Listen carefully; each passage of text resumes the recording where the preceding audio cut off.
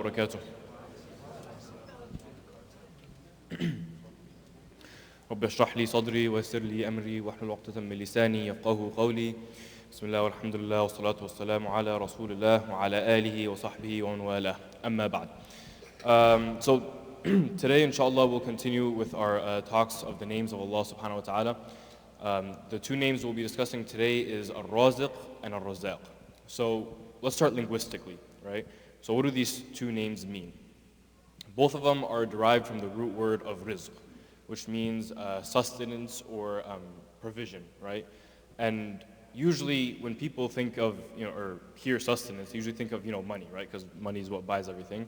But sustenance can be, or provision can both be referred to as, or they can refer to like health, wealth, shelter, food, family, right? All these are blessings from Allah and all these are provisions from Allah subhanahu wa ta'ala.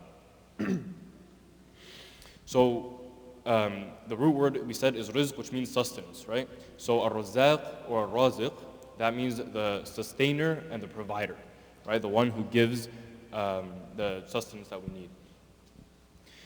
So Allah subhanahu wa ta'ala is the one who gives us, so He decides what to give us, what to give us when and for how long we keep this sustenance, right? And how long is a very important aspect of it because we know that nothing in this world lasts forever, right?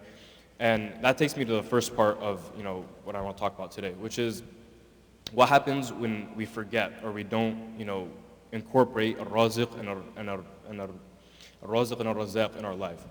We forget that, or we start to think that everything is finite, right? We look at the material world and we think everything is, limited. We say, oh, money's limited, my family, everything is limited, so I gotta hoard it, right? I gotta collect it, I gotta keep it, I'm gonna keep it, it's my money, I'm not sharing it, it's mine. And that has, can lead to a very selfish outlook. Especially when it comes to like competitiveness, right? It's like, oh, it's my money, I can't share with this guy, I'm not gonna help this, right? It's my money, I earned it, right? It's all about me at this point. And that's because we forget that Allah subhanahu wa ta'ala is infinite, right? And He's the one who provides these resources, meaning that these resources are really infinite. Because, if He's the one who's all powerful and infinite, He can create as much as He wants and give us as much as He wants, right? So when we forget that Allah subhanahu wa ta'ala is al-Raziq and al-Razzaq, we start to look at things as they're finite, as if they're, they're gonna run out. When in fact, they can't because Allah subhanahu wa ta'ala Himself is infinite and He can create as much as He wants. So when we start to, remember and incorporate the name of Ar-Razzaq and Ar-Raziq into our lives, we start adopting kind of a very content mindset, a very free mindset. So we take the steps to earn our wealth, and it's usually wealth that we think of. We take our steps to earn our wealth and our shelter and food, all that stuff. We take the steps to do that. But sometimes things don't go our way, right? And this is when we remember that Allah subhanahu wa ta'ala, He gives and He takes as He pleases.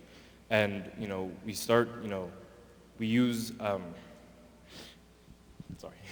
So we're pleased with Allah subhanahu wa ta'ala in whatever decision He makes, right? Allahu ta'ala alam. And a lot of times, sometimes wealth is a bigger test than poverty, right? So we take the steps that we need, yet at the same time, we're so pleased with Allah's decision, whatever it is.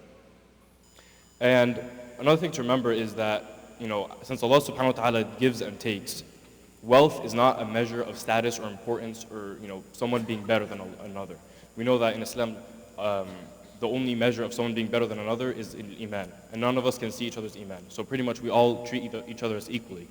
And when we remember this, it kind of, it humbles us. Because especially, like, let's say if we have, alhamdulillah, Allah blessed us and we have a lot, it humbles us and it says, Allah gave us this and He can take it away, right? Going back to the point where it's not a measure of someone being better than another, it also refers to, Allah subhanahu wa ta'ala doesn't necessarily favor someone with wealth. Just because He gives someone more, doesn't necessarily mean He loves them more. Look at the example of Prophet Ayyub alayhi salam. He's a prophet, so Allah subhanahu wa ta'ala loves him among the most of humanity. Yet, in his life, he lost all of his children, he lost his health, he lost his wealth, right? For many, many years, he was struggling. And Allah subhanahu wa ta'ala was not displeased with him, but Allah subhanahu wa ta'ala was just testing him. So we got to remember that Allah subhanahu wa ta'ala gives and takes as He pleases, and we'll be, inshallah, we'll be content with the will of Allah subhanahu wa ta'ala. سبحانك اللهم وبحمدك أشهد أن لا إله إلا أنت نستغفرك ونتوب إليك جزاكم الله خير.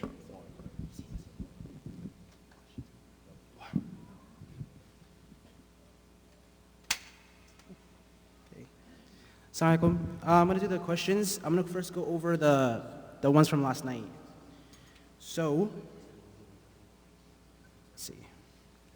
The first question from last night was, Allah subhanahu wa ta'ala would forgive any sin except A, shirk, B, lying, and C, wasting resources. And the correct answer was A. And then question 2, Allah subhanahu wa ta'ala wants us to be fair and just to A, our families, B, Muslims, and C, all people.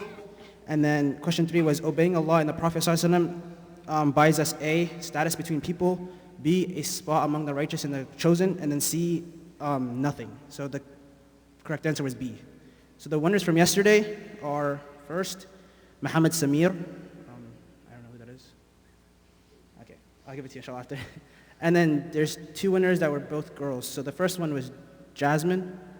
That's all I got. No last name. Okay, and then the third one was Mahdiya Moin. So I'll give those out after inshallah. And then also there's a winner that was supposed to be giving yesterday one, but she didn't get it, and that was Rima Al-Araf. And I'll give that to you inshallah after.